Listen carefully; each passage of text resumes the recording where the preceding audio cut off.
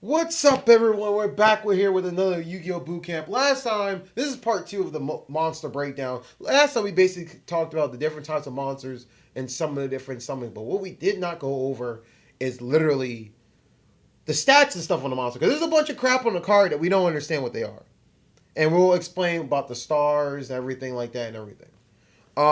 First, we'll start with a regular monster. This is actually fairly simple. On the left hand side is your attack power, and on the right side is your defense here. Basically, it determines the amount of strength the defense has to go against a monster. When the monster is facing like this, and I'll break this down when we get to the phases. When it's facing like this, it's an attack position. So that means the attack stats determines what damage you do. When it's defense mode, the attack is irrelevant, and your defense determines what you can block versus their defense number. And whoever has the higher number outbeats the other. Simple as that. Now, other things on the cards. Down here is the type of monster is. This is very important when you're using cards to whether either search the monsters, use other effects, and things of that nature. Next to it usually determines if the card's effect or anything else is, whether it's tuner, this, and this. So, at the top here is your attribute. There's a bunch of different attributes in Yu-Gi-Oh! There's fire, water, earth, lightning, wind, light and dark. And light and dark. Is there lightning? Yes. There's lightning?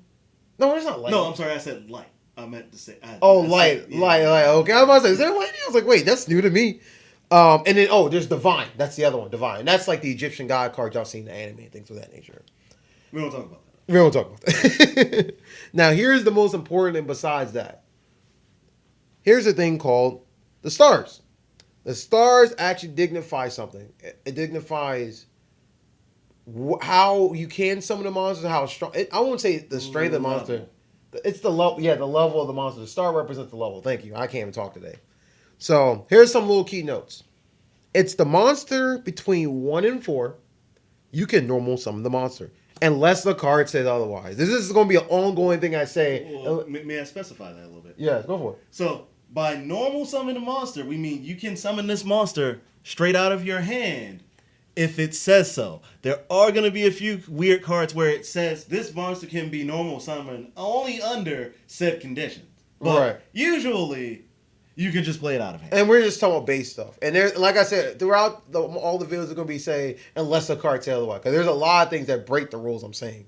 But we're just talking about the basic rules. If a card is just basic, what it does. That's a normal sum. Between 1 and 4 stars, which these are the stars here, the red and yellow dots, as you can see, the level... That's what you can do one normal summon. If the card is above 5, which is 5 to 6. Yeah, 5 to 6. It'll take one. You have to tribute a monster to bring out a monster. Meaning, if there's a monster on the field, unless the card says otherwise, you have to get rid of the card. So, say for example, this is on the field. You have to get rid of the card, send it into said graveyard to bring out the new monster out. Which I'll move this right here so you can see that. This is just like the other card. You can see the only difference is there's another point here which says effect, which just means the monster has effect. And this also determines what all the other different things monster does. And this is just like this card. They're literally the same card. They both have stars and everything. There's nothing different. Even the fusion monster, which I'm going to bring this up, it's the same thing with this, which is the purple card. There's still the stars. There's the attribute, the effect, the attack and defense. That's all the same. The only thing different between this and the other cards, you can't normal summon a fusion monster.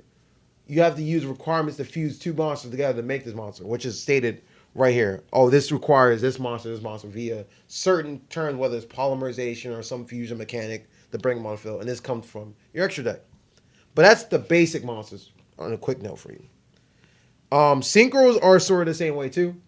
They have their stars and everything too. See, the stars are here. Attribute, attack and defense. See, this is going to be an ongoing trait you've seen throughout the cards. The only difference with Synchros, you need what's known as tuners. Tuners. I do not have a tuner right here, unfortunately, on the field. But I will say this: tuners are very simple. It looks like this and it has the words here, but right here will literally say tuner on the card. Right where this section here where the type is, it'll just say tuner.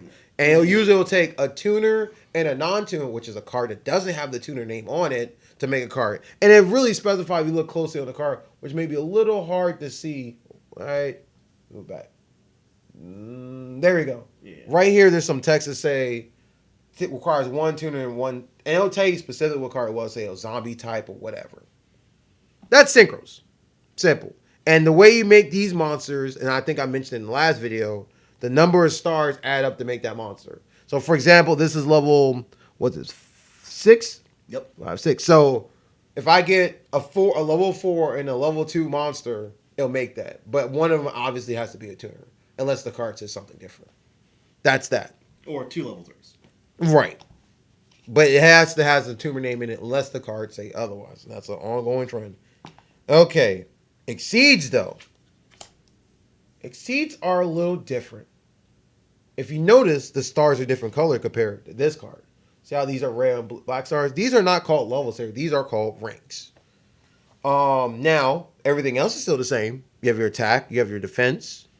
Type of monster. The type of monster, which is right here. It says effect. This is a sea serpent. You have your element, which is up here. Or aka your attribute at the top. But the ranks are represented differently. And this is a really interesting concept. So to make rank monsters, you usually have to have 2 of the same type stacked on top of each other, which I mentioned in the last video, to make said monsters. So since this is a rank 3, you need 2 level 3s to make this monster, as it says on the card. Now, there are times where it says a specific type, things of that nature. Now, here's the really interesting thing about rank versus level monsters. Rank monsters can get around certain cards because some cards might say, for example, there's a card called Gravity Bind, which is an OG card. Some of the OG players might remember this. They're getting back into Yu-Gi-Oh! Which Gravity Bind said level 4 or higher monsters cannot attack while this card's face up, which is a trap card. Yep. But this is not a level. This is a rank. So doesn't care about those rules. That's the cool thing about ranks. And then in order to activate effect, you detach cards, which I mentioned in the last video. That succeeds. But here's something interesting. This is called a link monster, which I mentioned in the last video. Now, it still has your attribute at the top. It's a little shiny, but still in the same spot. You have your type of monster, but this time it says link rare. Letting you know this is a link monster and whatnot. Now, this is kind of crazy. If you look really close, but there's no rank and there's no level here, as you can see right here. And the reason why, that is technically associated at the bottom right here. So this is the link number down here. This is not a level or a rank. This goes around the rule, like I said before, like the gravity bind rule with the level, because it doesn't say how either or. This works a little different. There's a link number at the bottom. This represents the number of monsters it takes to make the card based on the number of monsters. So say, for example, right now this is a link 2. This says it requires 2 zombie monsters to make this. So I get 2 zombie monsters, send them to the graveyard, which is kind of like syncring. The only difference is you have to add up numbers. So it doesn't matter what level it is to make this monster. So in this case, you need 2 zombie monsters to make this. I send both zombie monsters. Say, for example, these are both the zombie monsters right here. You send both to the grave, and it makes said monster. And now here's the crazy thing about it. Even though this is a link 2, up here will be a text that said the number of monsters you need. So this can be a link 3 or 4 or whatever, but it'll say, I require this many monsters to make it. Even though most link 4s require 4 monsters to make it, it may say I might need a 5th monster to make it, even though it's only 4. That's link monsters. Now here's another catch about this. If you notice, since there's a link the link number here, that means there's no defense. So how do you defend? Link monsters cannot defend. Since it has no defense, link monster will always be in attack mode no matter what. And as I said earlier, which I'll go into phases, it always starts up here, which is there's the extra zone, which I talked about in the last video. That's the different links and stuff like that. But with that being said, there is one last thing I have to talk about link monster, which I almost forgot before I wrap up this video. Now you may notice another little thing besides the color and everything else, just like all the other cards. So if you look really closely here, see these little red arrows right here? These are the link, I think the link arrows, link pointers, whatever. Yep. And this is when the game gets a little bit crazy. And I'll go more into this when I get into the phases and stuff. So the link arrows determines a couple things. There are some cards that say if your card is at this arrow, it will trigger set effects. So say for example, let's rewind this back, but let's zoom out a little bit. So like you saw in the last video, this is the extra deck zone, right? Which is right here. So there's an arrow pointing this way and an arrow pointing this way. So there's an arrow here and an arrow here. There are some cards that say if you have a monster, say for example here, it'll gain, I don't know, 500 attack point, but it only works because it's monsters here. That's the main point of the arrows. So you can activate effects based on arrow. And the arrows can point in all this is 8 directions. Mm-hmm. Down here, diagonal here, down, diagonal here, pointing this way, up, and here. And for link monsters, they start here before they get here.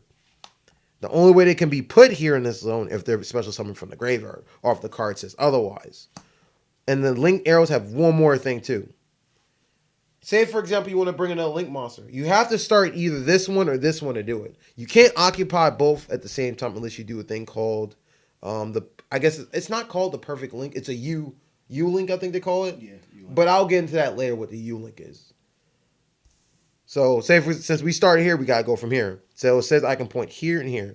So that means if I make another link monster, let's say this is a link monster, right? If I make the next link monster, I can't put it here, I can't put it here, I can't put any of these spaces. It has to go where the arrow goes. And it's kind of like, think of it as like if you're connecting a train. The train starts here, this is the track. Since the track points here, the train has to go here. So in order for me to go anywhere else, I either go to this side of the track or go where the next arrow is pointing. Obviously, if this is pointing down, I can't put in the spell trap zone. That's impossible. But if it's pointing left and right, I can go here or here. And so forth. And you're basically connecting the trails of a train. But that's the breakdown of monsters. So what did we learn today? We learned about the levels, which are dignified at the top, the little red stars. We learned about the ranks, which is on this card, which are the black stars, which let me zoom back in a little bit so you can see that. We learned about attack and defense, which are here and here. The type of monster, which are here and here. And then we learned about the attribute. Simple. But that's it for our monster breakdown. Now the next video should be us breaking down basically the initial how you will play a game of Yu-Gi-Oh!